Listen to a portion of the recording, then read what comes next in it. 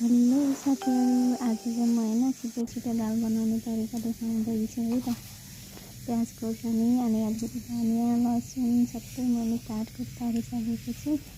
यो चाहिँ मैले राखेको मेथी, कहिलेका चाहिँ यसरी पकाएको मिठो हुन्छ। दाललाई छिटो छिटो चाहिएन यसरी पकाउनुलाई। अब यो चाहिँ मैले सबै कुरा हालेर चलाइवरी मसला राखेर अनि भिर्को लगाइदिएँ। अब कम्तीमा पनि लो फ्लेममा 3टा सिटी लाग्नु होला है।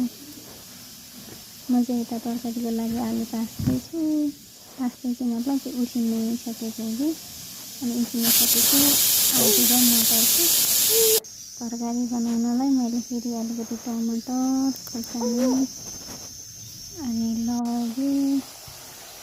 अब यहाँनिर राख्छु मटर, राख्ने आलु अनि यसलाई मजाले चलाउनु होला, मिक्स गर्नुपर्छ।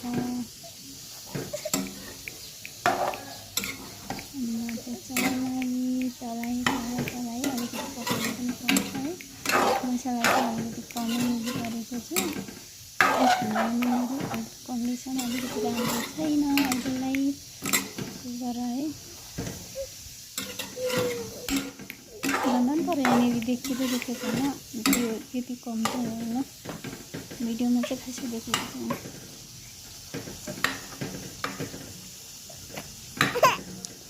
त्यसपछि अब एकछिन छोपेर पकाउँछु। मसलाको पाक्नु दिनु पऱ्यो नि त होइन, आलु चाहिँ उसिनिसकेको हो।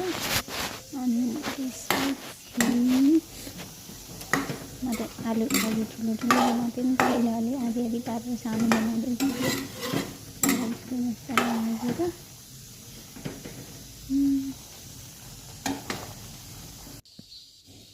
जाल बसालिसकेको दाल सिटी निकाल्दा चाहिँ यस्तो हुनुभएको थियो। तर दाल पनि मिठै भएको थियो, धेरै बाक्लो पनि थिएन पातलो पनि थिएन, ठिक्कको थियो। यहाँ चाहिँ आलु मटरको तरकारी, यहाँ चाहिँ मेरो खाना छ है। अनि बिहान चाँडै खाना पकाउनु पऱ्यो भने चाहिँ एकदम छिटो पाक्छ अनि पकाउने मान्छे म हो।